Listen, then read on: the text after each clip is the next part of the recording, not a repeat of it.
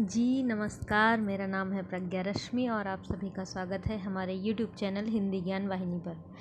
मुंशी प्रेमचंद की सर्वश्रेष्ठ कहानियों की श्रृंखला में यह ईदगाह कहानी है जिसका प्रस्तुतिकरण मेरे द्वारा किया गया है। कहानी यहाँ से शुरू होती है कि रमज़ान के पूरे 30 रोज़ों के बाद ईद आई है। कितना मनोहर, कितना सुहावना प्रभात है। वृक्षों पर अजीब हरियाली है, खेतों में कुछ अजीब रौनक है, आसमान पर कुछ अजीब लालिमा है। आज का सूर्य देखो कितना प्यारा, कितना शीतल है, यानी संसार को ईद की बधाई दे रहा है। गांव में कितनी हलचल है, ईदगाह जाने की तैयारियां हो रही हैं। और सबसे ज़्यादा प्रसन्न है हामिद, वह 4-5 साल का गरीब सूरत दुबला पतला लड़का जिसका बाप गत वर्ष हैजे की भेंट हो गया और माँ ना जाने क्यों पीली होती होती एक दिन मर गई। अब हामिद अपनी बूढ़ी दादी अमीना की गोद में सोता है और उतना ही प्रसन्न है। उसके अब्बाजान रुपए कमाने गए हैं, बहुत सी थैलियाँ लेकर आएंगे। अम्मी जान अल्लाह मियाँ के घर से उसके लिए बड़ी अच्छी अच्छी चीज़ें लाने गई हैं, इसलिए हामिद प्रसन्न है। आशा तो बड़ी चीज़ है। और फिर बच्चों की आशा। हामिद के पाँव में जूते नहीं हैं, सिर पर एक पुरानी दुरानी टोपी है जिसका गोटा काला पड़ गया है, फिर भी वह प्रसन्न है। अभागिन अमीना अपनी कोठरी में बैठी रो रही है। आज ईद का दिन, उसके घर में दाना नहीं। आज आबिद होता तो क्या इसी तरह ईद आती और चली जाती। हामिद भीतर जाकर दादी से कहता है, तुम डरना नहीं अम्मा, मैं सबसे पहले आऊँगा, बिल्कुल न डरना। अमीना का दिल कचोट रहा है। गांव के बच्चे अपने अपने बाप के साथ जा रहे हैं। हामिद का बाप अमीना के सिवा और कौन है, उसे कैसे अकेले में ले जाने दे। उस भीड़ भाड़ में बच्चा कहीं खो जाए तो क्या हो। नहीं, अमीना उसे यूं न जाने देगी। नन्ही सी जान, 3 कोस चलेगा कैसे, पैरों में छाले पड़ जाएंगे, जूते भी तो नहीं हैं। वह थोड़ी थोड़ी दूर पर उसे गोद में ले लेगी, लेकिन यहाँ सिवैयाँ कौन पकाएगा। पैसे होते तो लौटते लौटते सब सामग्री जमा करके चटपट बना लेती। यहाँ तो घंटों चीज़ें जमा करते करते लगेंगे, मांगे का ही तो भरोसा ठहरा। उस दिन पहिमन के कपड़े सिले थे, 8 आने पैसे मिले थे। उस अठन्नी को ईमान की तरह बचाती चली आई थी इसी ईद के लिए, लेकिन कल ग्वालिन सिर पर सवार हो गई तो क्या करती। हामिद के लिए कुछ नहीं है तो दो पैसे का दूध तो चाहिए ही। अब दो अब तो कुल 2 आने पैसे बच रहे हैं। 3 पैसे हामिद की जेब में, 5 अमीना के बटुए में। यही तो बिसात है। और ईद का त्यौहार, अल्लाह ही बेड़ा पार लगाए। गांव से मेला चला और बच्चों के साथ हामिद भी जा रहा था। हामिद के पैरों में तो जैसे पर लग गए हैं, वह कभी थक सकता है। शहर का दामन आ गया, सड़क के दोनों ओर अमीरों के बगीचे हैं, पक्की 4 दीवारी बनी हुई है, पेड़ों में आम और लीचियां लगी हुई हैं। कभी कभी कोई लड़का कंकड़ी उठाकर आम पर निशाना लगाता है, माली अंदर से गाली देता हुआ निकलता है। लड़के वहां से एक फरलांग पर हैं, खूब हंस रहे हैं, माली को कैसा उल्लू बनाया है। बड़ी बड़ी इमारतें आने लगी, या अदालत है, या कॉलेज है, या क्लब घर है। इतने बड़े कॉलेज में कितने लड़के पढ़ते होंगे। सब लड़के नहीं हैं जी, बड़े बड़े आदमी हैं। सच, उनकी बड़ी बड़ी मूछें हैं, इतने बड़े हो गए अभी तक पढ़ने जाते हैं। ना जाने कब तक पढ़ेंगे और क्या करेंगे इतना पढ़कर। क्लब घर में जादू होता है, सुना है यहाँ मुर्दे की खोपड़ियाँ दौड़ती हैं और बड़े बड़े तमाशे होते हैं, पर किसी को अंदर नहीं जाने देते। और वहाँ शाम को साहब लोग खेलते हैं, बड़े बड़े आदमी खेलते हैं, मूंछों दाढ़ी वाले और मेमें भी खेलती हैं। आगे चले हलवाइयों की दुकानें शुरू हुई, आज खूब सजी हुई थीं। इतनी मिठाइयाँ कौन खाता है, देखो ना, एक एक दुकान पर मनो होंगी। सुना है रात को जिन्नात आकर खरीद ले जाते हैं। अब्बा कहते थे कि आधी रात को एक आदमी हर दुकान पर जाता है और जितना माल बचा होता है वह तुलवा लेता है और सचमुच के रुपए देता है, बिल्कुल ऐसे ही रुपए। हामिद को यकीन ना आया, ऐसे रुपए जिन्नत को कहाँ से मिल जाएंगे। आगे चले, पुलिस लाइन है, यही सब कांस्टेबल कवायद करते हैं। रैटन फायको रात को बेचारे घूम घूम कर पहरा देते हैं, नहीं चोरियां हो जाएं। मोहसिन ने प्रतिवाद किया, यह कांस्टेबल पहरा देते हैं अजी हजरत, या चोरी कराते हैं। शहर के जितने चोर डाकू हैं सब इनसे मिले रहते हैं। रात को ये लोग चोरों से तो कहते हैं चोरी करो, आप दूसरे मोहल्ले में जाकर कहते हैं जागते रहो, पुकारते हैं। हामिद ने पूछा, ये लोग चोरी करवाते हैं तो इन्हें कोई पकड़ता क्यों नहीं। मोहसिन उसकी नादानी पर दया दिखाकर बोला, अरे पागल, इन्हें कौन पकड़ेगा, पकड़ने वाले तो ये लोग खुद हैं, लेकिन अल्लाह उन्हें सज़ा भी खूब देता है। हराम का माल हराम में जाता है। अब बस्ती घनी होने लगी, ईदगाह जाने वालों की टोलियां नजर आने लगीं। बच्चों के लिए नगर की सभी चीजें अनोखी थी। सहसा ईदगाह नजर आई। ऊपर इमली के घन वृक्षों की छाया है।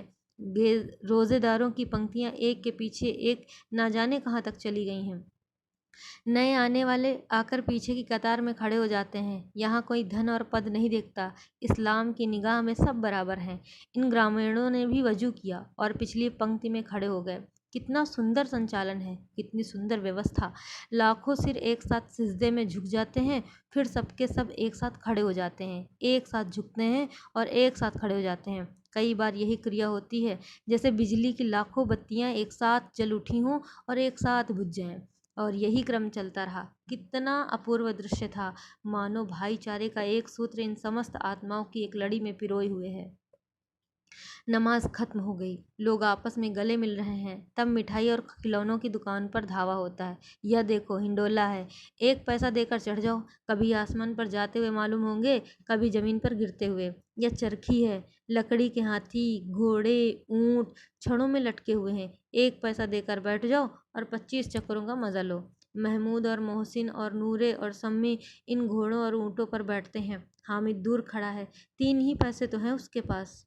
अपने कोस का 1/3 जरा सा चक्कर खाने के लिए नहीं दे सकता। सब चरखियों से उतरते हैं, अब खिलौने लेंगे। इधर दुकानों की कतार लगी हुई है, तरह तरह के खिलौने हैं। सिपाही और गुजरिया, राजा और वकील, भिश्ती और धोबिन और साधु। वाह, कितने सुंदर खिलौने हैं, अब बोलना ही चाहते हैं। महमूद सिपाही लेता है, खाकी वर्दी और लाल पगड़ी वाला, कंधे पर बंदूक रखे हुए मालूम होता है, अभी कवायद किए चला आ रहा है। मोहसिन को भिश्ती पसंद आया, कमर झुकी हुई है, ऊपर मशक रखे हुए है। मशक का मुंह एक हाथ से पकड़े हुए है, कितना प्रसन्न है, शायद कोई गीत गा रहा है, बस मशक से पानी उड़ेलना ही चाहता है। नूरे को वकील से प्रेम है, कैसी विद्वता है उसके मुख पर। काला चोगा, नीचे सफ़ेद अचकन, अचकन के सामने की जेब में घड़ी, सुनहरी जंजीर, एक हाथ में कानून का पोथा लिए हुए, मालूम होता है अभी किसी अदालत में जिरह या बहस किए चले आ रहे हैं। ये सब 2-2 पैसे के खिलौने हैं। हामिद के पास कुल 3 पैसे हैं। इतने महंगे खिलौने वह कैसे ले। खिलौना कहीं हाथ से छूट पड़े तो चूर चूर हो जाए, ज़रा पानी पड़े तो सारा रंग घुल जाए। ऐसे खिलौने लेकर वह क्या करेगा, किस काम के। हामिद खिलौनों की निंदा करता है, मिट्टी ही के तो हैं, गिरे तो चकनाचूर हो जाएं। लेकिन ललचाई हुई आंखों से खिलौनों को देख रहा है और चाहता है कि ज़रा देर के लिए उन्हें हाथ में ले सकता है। उसके हाथ अनायास ही लपकते हैं। लड़के इतने त्यागी नहीं होते हैं, विशेषकर जब अभी नया शौक है। हामिद ललचाता रह जाता है। खिलौने के बाद मिठाइयाँ आती हैं। किसी ने रेवड़ियाँ ली हैं, किसी ने गुलाब जामुन, किसी ने सोहन हलवा। मज़े से खा रहे हैं। हामिद बिरादरी से पृथक है। अभागे के पास 3 पैसे हैं, क्यों नहीं कुछ लेकर खाता। ललचाई आंखों से सबकी ओर देखता है। मोहसिन कहता है, हामिद रेवड़ी ले जा, कितनी खुशबूदार है। हामिद को संदेह हुआ, मोहसिन इतना उदार नहीं है। लेकिन यह जानकर भी वह उसके पास जाता है। मोहसिन दोने से एक रेवड़ी निकालकर हामिद की ओर बढ़ाता है। हामिद हाथ फैलाता है, मोहसिन रेवड़ी अपने मुंह में रख लेता है। महमूद, नूरे और सम्मी खूब तालियां बजा बजा कर हंसते हैं। हामिद खिसिया जाता है। मिठाइयों के बाद कुछ दुकानें लोहे की चीज़ों की, कुछ गिलट और कुछ नकली गहनों की। लड़कों के लिए यहाँ कोई आकर्षण न था, वे सब आगे बढ़ जाते हैं। हामिद लोहे की दुकान पर रुक जाता है। कई चिमटे रखे हुए थे। उसे ख्याल आया, दादी के पास चिमटा नहीं है। तवे से रोटियां उतारती हैं तो हाथ जल जाता है। अगर वह चिमटा ले जाकर दादी को दे दे तो वह कितना प्रसन्न होंगी। फिर उनकी उंगलियां कभी न जलेंगी। घर में एक काम की चीज़ हो जाएगी। खिलौने से क्या फ़ायदा, व्यर्थ में पैसे खराब होते हैं। हामिद के साथ ही आगे बढ़ गए हैं। सबील पर सब शरबत पी रहे हैं। देखो सब कितने लालची हैं। इतनी मिठाइयाँ ली, मुझे किसी ने एक भी न दी। उस पर कहते हैं मेरे साथ खेलो, मेरे ये काम करो। अम्मा चिमटा देखते ही दौड़कर मेरे हाथ से ले लेंगी और कहेंगी, मेरा बच्चा अम्मा के लिए चिमटा लाया है, कितना अच्छा लड़का है। इन लोगों के खिलौने पर इन्हें कौन दुआएं देगा। बड़ों की दुआएं सीधे अल्लाह के दरबार में पहुंचती हैं और तुरंत ही सुनी जाती हैं। मेरे पास पैसे नहीं हैं, तभी तो मोहसिन और महमूद यूँ मिजाज दिखाते हैं। मैं गरीब सही, किसी से कुछ मांगने तो नहीं जाता। आखिर अब्बा जान कभी ना कभी आएंगे, अम्मा भी आएंगी ही। फिर इन लोगों से पूछूंगा, कितने खिलौने लोगे। एक एक को टोकरियों खिलौने दूँ और दिखा दूँ। कि दोस्तों के साथ इस तरह का सलूक किया जाता है, या नहीं कि एक पैसे की रेवड़ियाँ ली तो चिढ़ा चिढ़ा कर खाने लगे। सब के सब हंसेंगे कि हामिद ने चिमटा लिया है। हंसे मेरी बला से।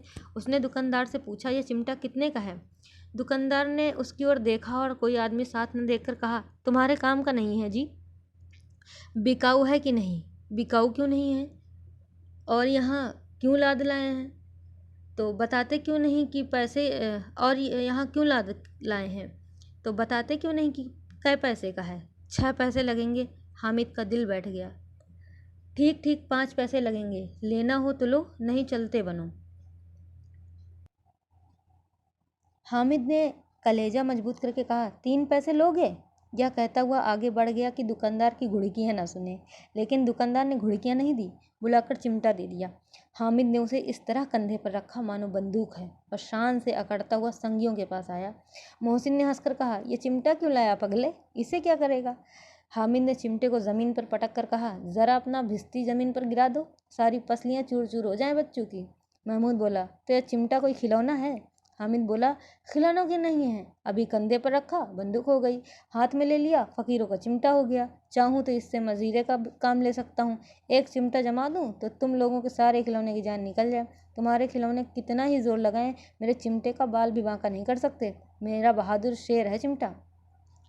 सम्मी ने खंजरी ली थी, प्रभावित होकर बोला, मेरी खंजरी से बदलोगे? 2 आने की है। हामिद ने खंजरी की ओर उपेक्षा से देखा। मेरा चिमटा चाहे तो तुम्हारी खंजरी का पेट फाड़ डाले।